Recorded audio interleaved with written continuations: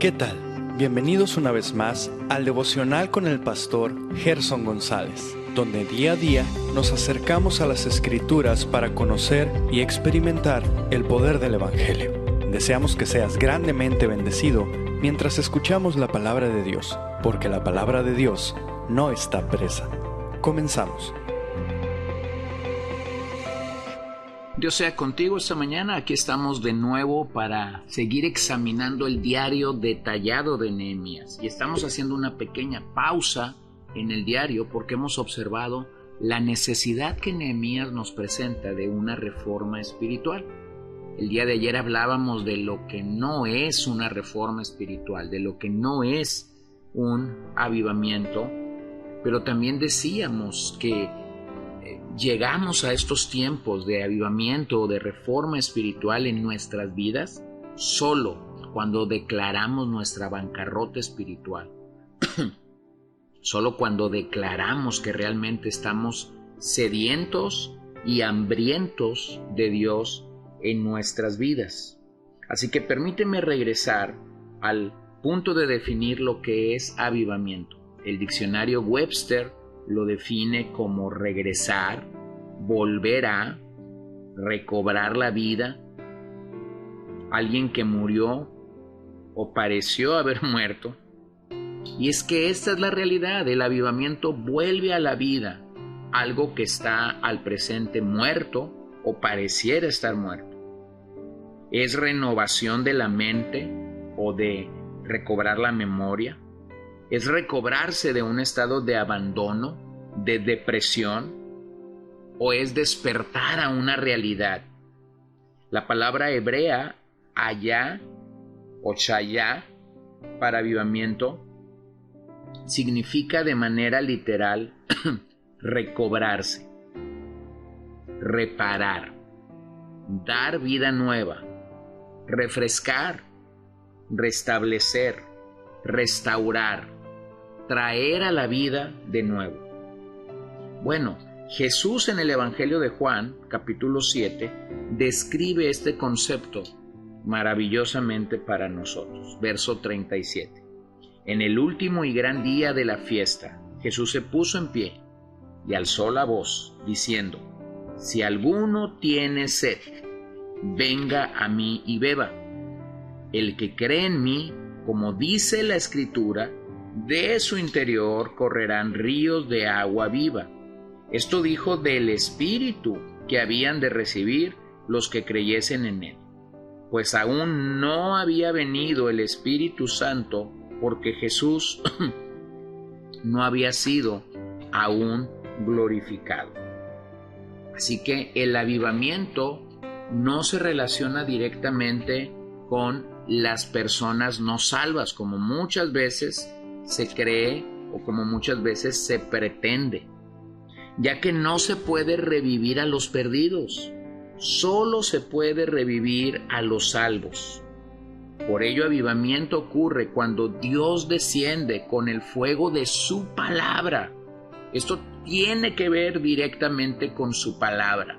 Por eso dijimos que una de las evidencias principales es la proclamación de su palabra.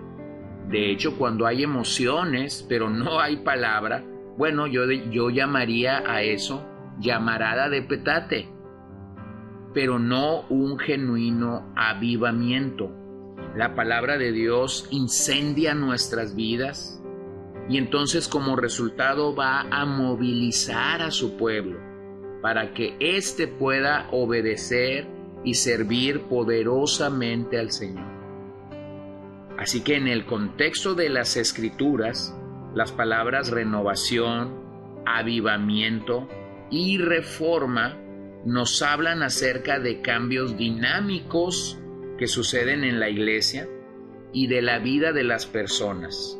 Estas palabras realmente son utilizadas para describir despertares o despertamiento espiritual. Por ejemplo, avivamiento es el Espíritu Santo infundiendo vida espiritual en la experiencia cristiana, de manera que esto pueda llevar a cabo una revitalización del pueblo de Dios.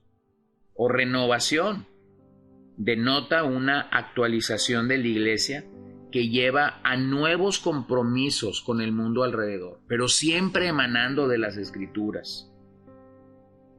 No es que la iglesia necesita actualizarse, pero lo que necesita actualizar es su amor por la palabra, su obediencia a la palabra, su deseo de aplicar, como Santiago dice, no ser meramente oidores olvidadizos, sino hacedores de la palabra.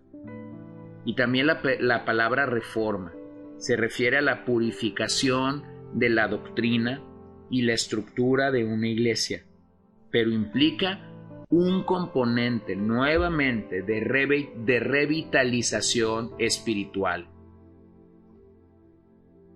Bueno, permíteme recordar que el avivamiento y la renovación son la obra soberana de nuestro Dios, mientras que las reformas pueden ser provocadas por líderes piadosos que buscan llevar de nuevo a las personas a la centralidad del avivamiento, a la centralidad del evangelio. Solo Dios puede traer genuinos avivamientos. Bueno, yo pudiera pararme firme y proclamar la palabra de Dios como lo hago, o como trato de hacerlo semana tras semana, pero que Dios traiga esta hambre y esta sed a la vida de su pueblo no es la obra de un predicador, es la obra realmente de un Dios soberano queriendo provocar un despertar en su pueblo. Permíteme acudir a las palabras de algunos líderes piadosos a lo largo de la historia. J. Edwin Orr dijo: el despertamiento espiritual es un momento en que el Espíritu Santo produce que el cristianismo del Nuevo Testamento reviva en la iglesia de Cristo y la comunidad que lo rodea. La mejor definición para el avivamiento es simplemente tiempos de refrigerio de la presencia de Dios. Fin de la cita. Y coincido claramente con esto. Tiempos de refrigerio de la presencia de Dios. Nuevamente, ¿quién inicia este tiempo? Dios. Dios soberanamente decide dónde traer este tiempo de refrigerio. Pero como ya hemos dicho, la condición es un desierto. Es declarar, es humillarnos, es arrepentirnos, es declarar nuestra bancarrota espiritual.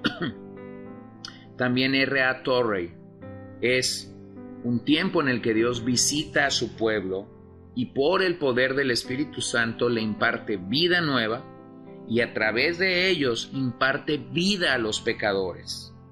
Los avivamientos no son emociones religiosas movidas por métodos ingeniosos y por la influencia hipnótica de un mero profesional.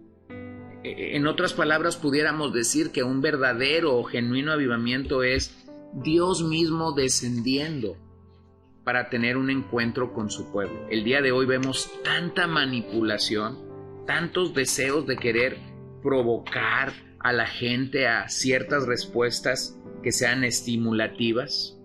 O Andrew Murray, quien dijo: el verdadero significado de la palabra es mucho más profundo.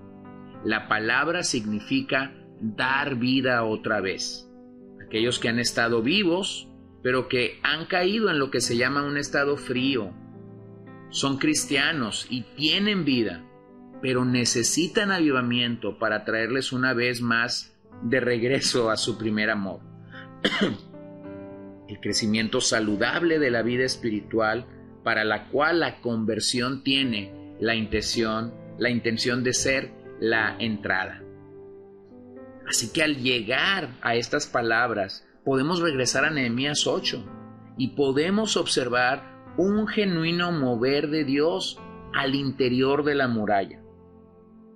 La historia de la nación nos ubica que hasta ese momento habían tenido dos fuentes de poder. Uno, el templo.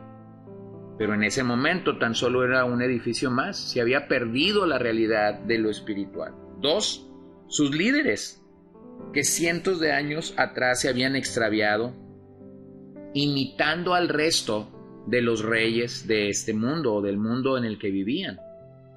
Pero algo poderoso sucedió ese día. El pueblo encontró una tercera fuente de poder. Y de hecho lo hizo en la ley de Dios, en la palabra de Dios.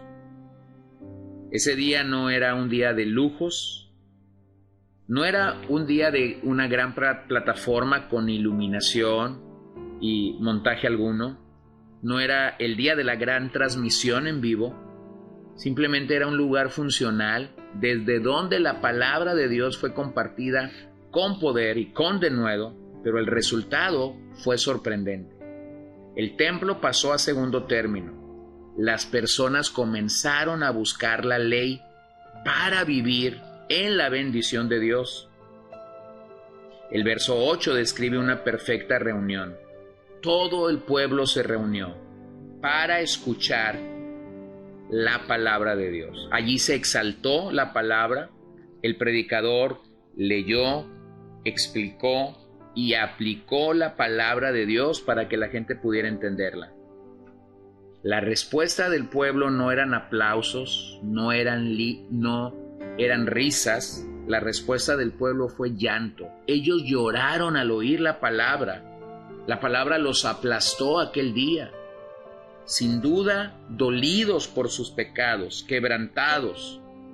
Pero esta debía ser un quebranto que traería regocijo. Debían llorar en el día de la expiación.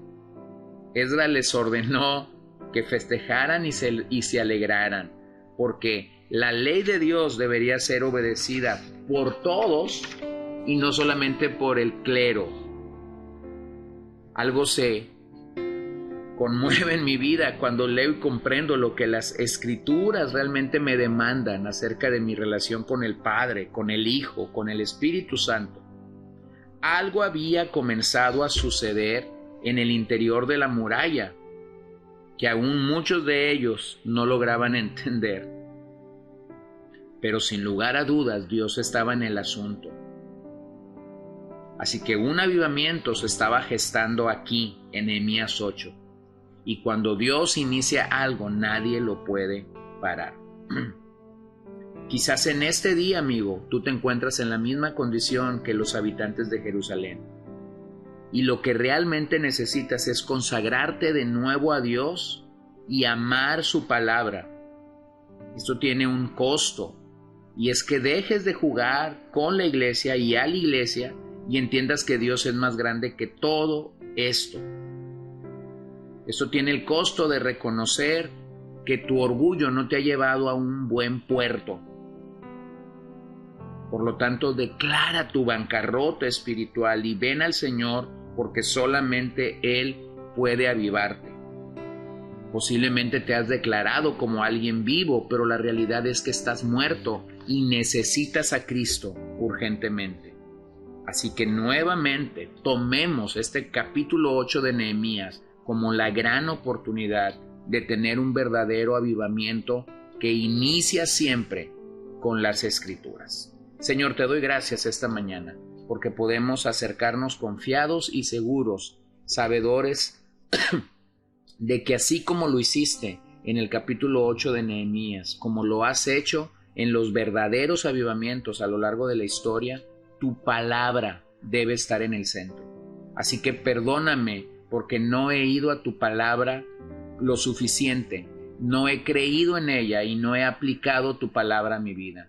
Perdóname, declaro mi bancarrota, me humillo ante ti y pido, Señor, pido un nuevo amor por tu palabra y un nuevo quebrantamiento para venir a ella.